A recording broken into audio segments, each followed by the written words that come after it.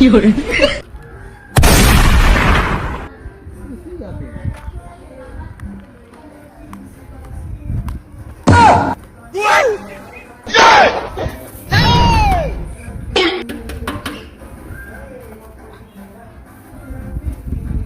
Ndugu yangu vipi?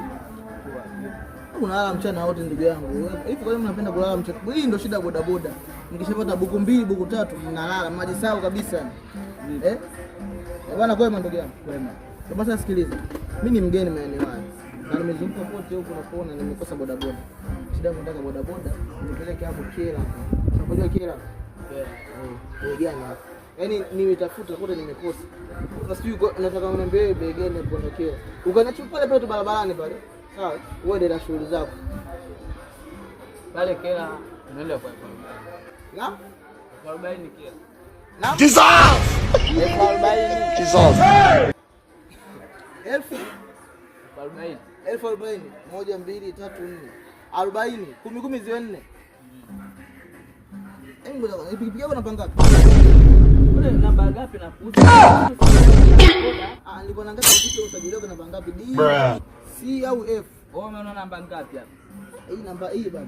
Vipi mbona leo umesema unataka boda? Alafu ngoja. Hii pikipiki ndio ni kweli. Lakini bonnet sijui. Nini? Hii nini inaitwaje? Hii inaitwa ya mafuta. Imechunika. Hii ya gesi. Hii pikipiki ya gesi. Bora sikuelewi mjomba. Umesema unataka kwenda unataka kwenda Kela. 40 na 40 yenyewe. Mama yangu. Nimejaa kwenye mfumo.